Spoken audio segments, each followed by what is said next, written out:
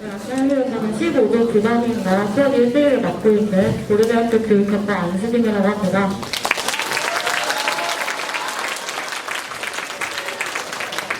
먼저 들어가기 앞서서 그간의 제 인생에 대한 얘기를 소개하고 난 후에 본격적인 특강을 소개하기도 합니다. 먼저 제목에서 눈치채셨다시피 노베이스 학생이 1년 만에 명문대에 진학하기까지 라는 제목을 지었는데요. 저는 고등학교 때까지만 해도 정말 공부에 관심이 없는 학생이었습니다.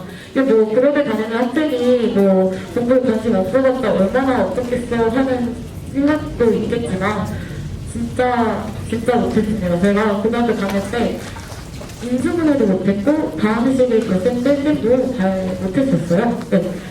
어떻게 공부를 시작하게 됐는지 제가 소개해보도록 하겠습니다. 저는 고등학교 시절에 예체능을 전공했는데요. 예체능을 전공하게 되기가 제가 공부를 너무 싫어했잖아.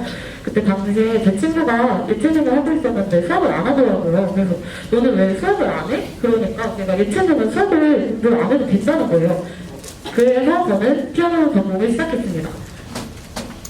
그래서 이제 자연스럽게 성적이 비율이 낮은 예체능을 준비하다 보니까 외신 등급이 제가 이제 6, 7, 8이라는 숫자를 보게 됐고, 이제 저희가 담임 선생님이 그때 되게 엄하신 분이었는데, 제가 엎드려서 자도 이제 뭐라고 안 하시고, 이제 저희 반 친구들이랑 수학 9등급 나온 친구들 있으면 다 같이 박수 쳐주고 그랬던 기억이 나는데, 소위 말하는 노베이스의 정석이었죠.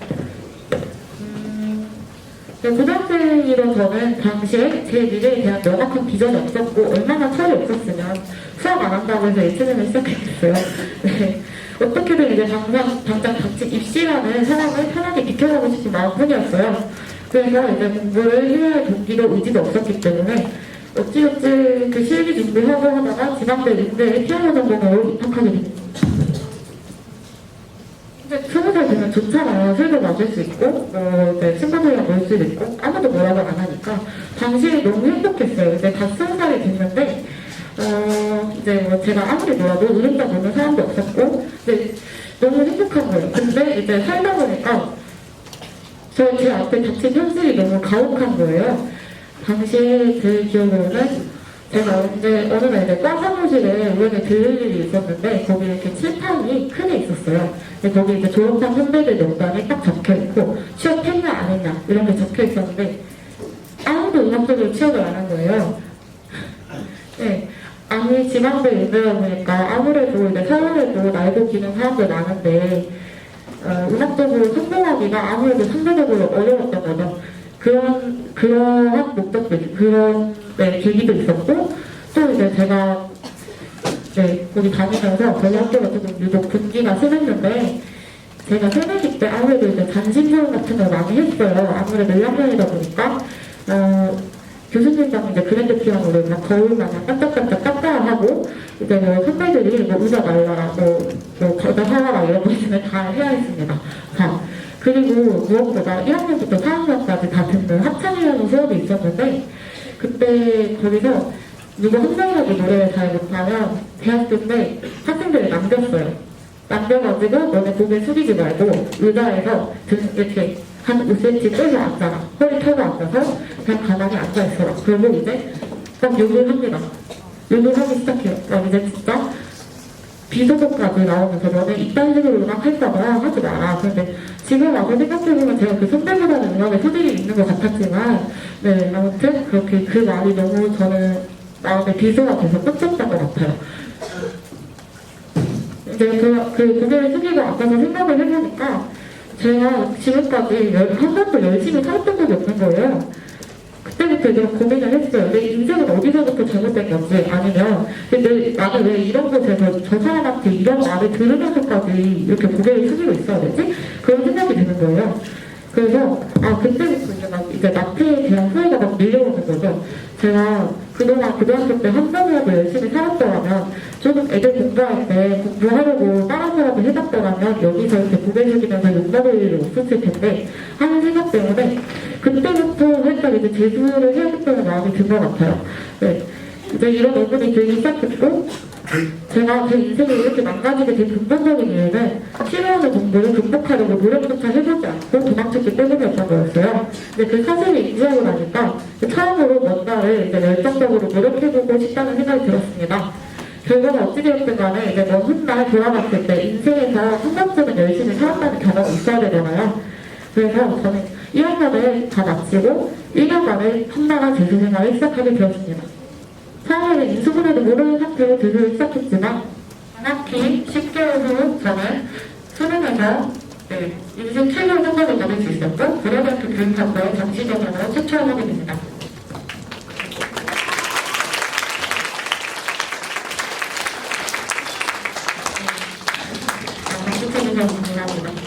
저는 정확히 1월 2일에 독학재수학원에 들어가게 됐는데 막상 시작하려고 하니까 너무 어려운 점이 많은 거예요.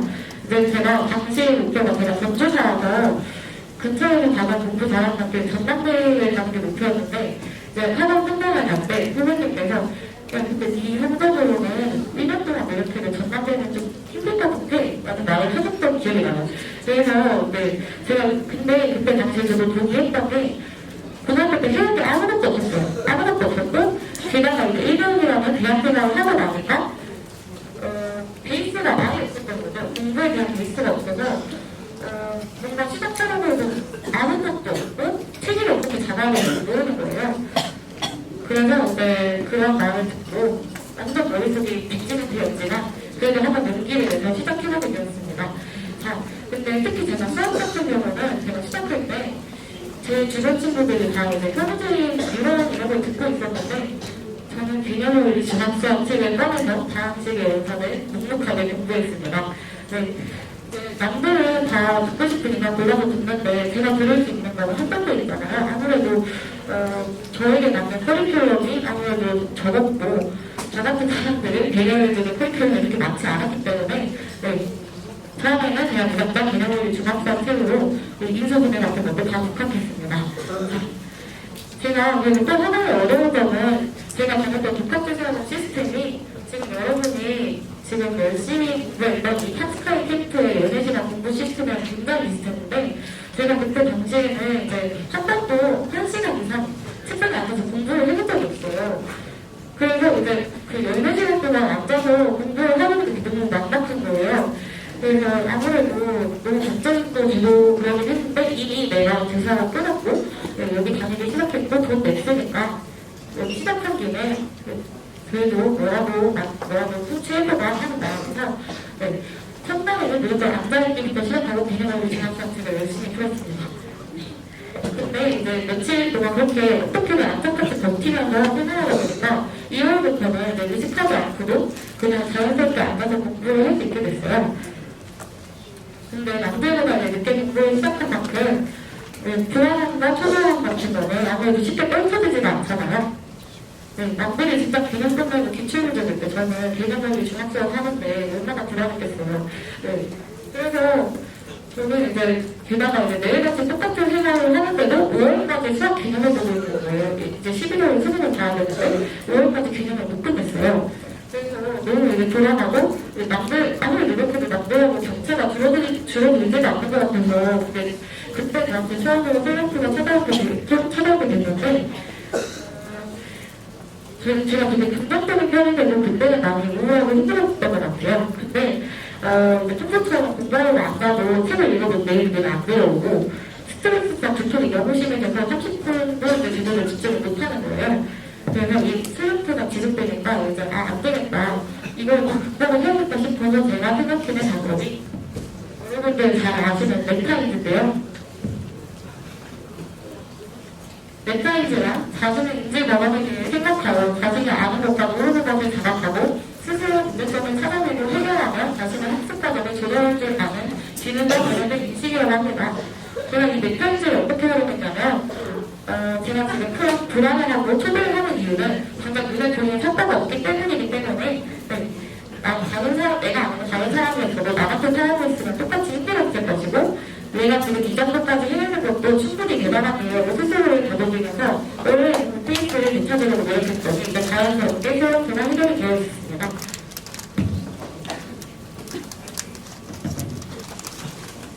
제가 오랜 시간 동안 안정적으로 공부를 하면서 제일 중요하게 생각했던 것은 목표를 설정하는 것과 긍정적인 태도를 잃지 않는 것이었습니다. 처음에 저는 전반적인 목표를 달성하는 배웠지만 공부를 하면서 자신감이 붙기 시작하면서 서울에 있는 초록색 마크를 가진 대학으로 목표를 수정하게 되었습니다. 네, 당시 제 성적으로 이제 어릴 수 없는 대학이었지만 이제 왠지 그냥 그 대학의 목표를 설정했다는 것만으로도 뭔가 자신감이 생기는 거예요. 근데 막연히 그 대학에 가야겠다는 생각보다는 이제 가고 싶은 대학을 구체적으로 설정하고 그 대학 캠퍼스에 서 있는 자신의 모습을 상상하는 것만으로 여러분들에게도 충분한 동기 부여가 될 수 있을 것이라고 생각합니다. 그리고 저는 수업을 내내 제가 한 번도 실패를 두려워한 적이 없는데 아무래도 이미 밑바닥을 찍었잖아요. 이미 지방대에서 들소리, 롯데소리 다 들었잖아요. 더 떨어질 데가 없는 거예요. 그래서 이제 밑바닥까지 떨어져 봤으니까 실패가 이제 무섭지도 않았고, 그리고 저는 사실 실패할 거라고 생각을 안 해봤습니다.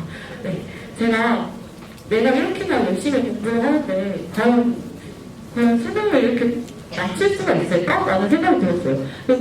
그런 이제 자신감에 근거를 덧붙이기 위해서 더 열심히 공부하고 노력했던 것 같습니다. 그래서 제가 수능 당일에 2019년 수능이 국어가 되게 불수능이었고 여러분들도 잘 아시다시피 네, 어렵고 많이 어려웠어요. 네, 그래서 제가 그날 수능 때 정말 멘탈이 많이 흔들리고 심지어 점심시간에 도시락 국주권이 안 열렸어요. 그래서 제가 네, 시험 보다가 체를 했습니다. 그래서 영어가 좀 점수가 안 나왔긴 한데 그럼에도 불구하고 그런 최악의 환경에서도 제가 항상 긍정적인 마인드를 잃지 않으려고 노력했더니 그 수능날 당당히 제 인생 최고의 성적을 받을 수 있었습니다.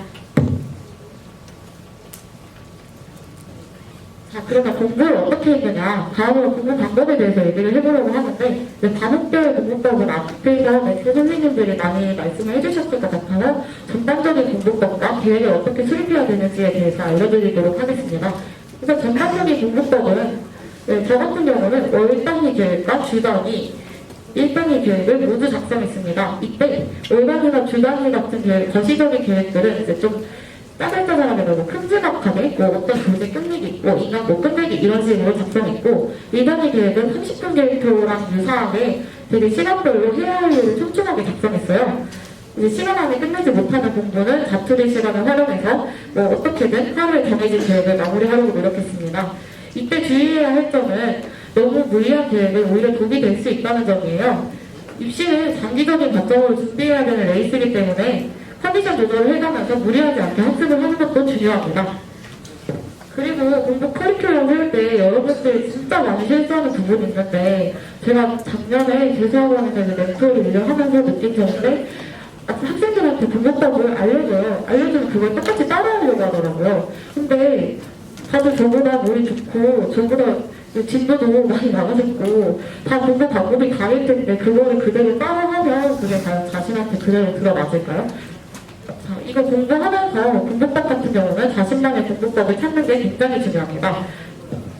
네, 자신에게 어느 부분이 필요한지 인지한 후에 개인에게 특화된 커리큘럼을 확립하고 특히 인터넷 강의 강사 고를 때 1편하고 그냥 막 듣지 마시고 자신에게 맞는 나쁘게 강의를 들어보고 자신에게 맞는 강사를 선정하는 게 굉장히 중요합니다.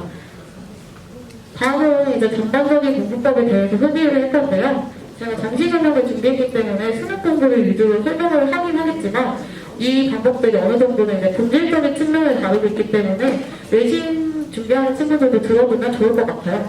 네. 저는 공부의 단계를 초기, 중기, 그리고 후기 총 3단계로 나누어서 설명하도록 하겠습니다. 먼저 초기는 개념을 학습하는 단계예요. 그래서 반복 학습이 필수적으로 이루어져야 됩니다. 많은 학생들이 착각하는데 개념서 한 번 보면 나 여기 개념 끝났다 이렇게 생각할 수도 있는데 개념을 끊는 게 아니라 책을 읽는 거예요. 개념을 흔히 이제 원장님께서 계속 말씀하시는 아는 공부를 하려면 여러분 개념서를 3번 이상 읽고 그 개념을 온전히 자기 걸로 만들어야 합니다. 개념은 암기 과목의 경우에서는 이제 시험날까지 활용할 개념 노트를 따로 완성해두면 모르는 개념이 나올 때마다 편리하게 찾아볼 수 있고 짜투리 시간이나 단답된 시간에 노트 들고 다니면서 자주자주 볼 수 있기 때문에 더 효율적으로 공부를 할 수 있을 것 같습니다. 이제 중기에는 주로 이제 기출문제나 많은 실전 문제들을 풀게 되는데요. 이때 기출문제를 반복적으로 학습하는 건 선택이 아니라 필수입니다. 의견 출제 기조를 파악할 수 있을 뿐만 아니라 새로운 시험을 준비하는 데 있어서 검증된 기출문제만큼 연습하기에 좋은 문제가 없기 때문이죠. 기출문제를 반복 학습할 때에는 무작정 이제 같은 방법으로 복습할 게 아니라 1회독, 2회독, 3회독 할 때마다 다른 방법으로 접근해야 돼요. 자, 근데 먼저 1회독을 할 때는 그냥 기출문제를 통해서 자신의 실력을 점검하는 단계이기 때문에 시간을 재고 실제 시험을 보는 것처럼 문제를 풀어보는 것이 좋습니다. 이때 틀린 문제는 단순 오답적인 수준으로만 확인해 주어도 충분합니다. 2회독부터가 진짜 중요한데 이때는 최대한 천천히 사고하고 자기 거를 만들려고 문제를 분석하는 과정이 정말 중요합니다. 제가 질문 받아주면서 얘들아 천천히 생각해봐. 얘들아 이거 조금만 더 생각해보고 문제 천천히 읽어보자 라고 말한 적이 많을 거예요. 진짜 그렇게 하지 않으면 이 문제는 지금 답지 보고는 해결하지만 나중에 내가 답지 없이 문제만 반복적으로 답했을 때 이걸 해결할 수 있으려고 장담할 수가 없습니다. 이제 3회독 이상을 하게 될 때에는 2회독보다는 속도를 내서 문제의 구조 및 관련된 개념, 성질의 구성, 출제자의 의도를 파악하는 데 초점을 맞춰야 됩니다. 이 과정을 통해서 문제를 풀어내는 일반적인 사고방식을 확립할 수 있고 올바른 문제풀이 방법을 체화할 수 있어요. 근데 아무래도 사람이다 보니까 답변 문제 또 보고 하면 기억나잖아요, 답이. 근데 이럴 때는 어쩔 수 없어요. 답이 기억나기 때문에 쌤 이거 답 기억나는데 어떻게 해요? 그러는데 기억나도 최대한 분석적으로 접근하려고 하세요. 문제는 정말 좋은 문제이기 때문에 이거 기억난다고 넘겨버리면 진짜 아깝고 나중에 그만한 퀄리티의 문제를 구하기가 어려워요. 이제 마지막으로 후기입니다. 후기에는 주로 실전 연습을 하기 위해서 실전 문제풀이를 하게 되는데 실전 모의고사는 실전을 대비하는 연습인 동시에 그동안의 학습을 점검하는 과정입니다. 그러니까 이제 문제 한번 풀고 나서 휙 버리지 마시고 해당 행차에서 내가 어느 부분을 놓쳤는지 어떤 개념이 빠꾸가 났는지 그걸 체크하시면 정말 좋을 것 같아요. 저 같은 경우는 실전 모의고사 칠 때마다 거기 이제 그날 컨디션이라든가 아니면 내가 어떤 개념이 생각이 안 나는지 그런 걸 다 적어뒀던 것 같습니다. 이렇게 피드백 노트를 따로 만들어서 작성을 했고 이 피드백 노트가 실제로 빠진 개념을 점검하고 저희 냉정을 파악할 때 굉장히 도움이 많이 된 것 같습니다. 그리고 여러분 실수도 실력이라는 것을 인정하는 태도가 필요한데 문제를 풀다 보면 이제 분명 확실하게 아는 문제인데 이거 내가 계산 실수했네 이거 무슨 단어 못 봤네 하고 이렇게 넘길 수가 있어요. 근데 그거 실수 아니라 실력이에요. 이제 그런 걸 실수하고 이제 치부하고 넘어가게 되면 실제 시험장에서 똑같은 문제가 똑같이 틀려요. 우리 뇌는 이제 한 번 틀린 문제를 반복해서 틀리잖아요. 그런 이유는 이제 뇌 사고 회로가 동일하게 가능하도록 형성되었기 때문이에요. 우리 뇌는 이제 최대한 빠른 시간 내에 많은 정보 속에서 필요한 정보를 선별하는 과정을 통해 이를 효율성을 높이려고 하는데 이때 버려야 할 정보인지 필요한 정보인지를 올바르게 파악하는 기준이 없다면 꼭 봐야 할 부분을 놓치게 되는 현상이 발생하는 것입니다. 따라서 앞서 말한 메타인지를 통해서 스스로의 약점을 파악하고 이것을 의식적으로 고칠 수 있도록 실수를 기록해두는 게 좋을 것 같아요. 자, 여기까지가 제가 준비한 내용이고요. 마지막으로 여러분들께 하고 싶은 말씀을 드리면서 특강을 마무리하려고 합니다. 제가 21살에 재수를 시작할 때만 하더라도 당시 노베이스 학생이던 제가 지금 이 자리에 서서 여러분들 앞에서 멘토 특강을 진행할 거라고 상상도 하지 못했는데요. 이 캠프장이면은 이제 이번 방학을 통해서 성적을 올리고 싶어서 오신 분들도 있을 거고 부모님이 보내서 억지로 훌륭한 친구들도 있을 거고 이미 잘 하고 있지만 공부하는 습관을 완성하기 위해서 오신 분들도 계실 거라고 생각합니다. 근데 다만 혹시라도 여기 성적이 낮아서 자기의 가능성에 대해서 확신이 없으신 분이 있다면 저를 보면서 희망을 얻어가셨으면 좋겠습니다. 스스로의 가능성을 확인 듣는 순간 정말 나는 거기까지밖에 갈 수 없는 사람이 돼버리기 때문에 정말 다들 희망을 가지셨으면 좋겠고요. 제가 머리가 좋아서 단기간에 성공한 게 아니에요. 저 머리 되게 나쁘고 여러분들이 저보다 몇 배는 더 똑똑할 겁니다. 제가 그렇지만 늦었지만 공부를 해야 하는 이유를 확실하게 찾았고 남들보다 뒤처진 만큼 그들의 몇 배의 노력을 했고 저의 가능성을 한계짓지 않았기 때문에 이전에는 꿈도 꾸지 못했어. 고려대학교 입학할 수 있었던 것이라고 생각합니다. 사람들이 너는 성적이 낮아서 성공하지 것이다 라고 말할 때 제가 포기했더라면 제가 지금 이 자리에 설 수 없었겠죠? 네, 여러분 희망을 가지시고 마음을 굳게 먹는다면 못할 일은 없으니까 무엇이든 될 수 있고 무엇이든 할 수 있는 사람이라고 믿으면서 이번 성스카이 캠프를 통해서 만드는 습관을 집에 가서도 꼭 유지하셨으면 좋겠습니다. 지금까지 경청해주셔서 감사합니다.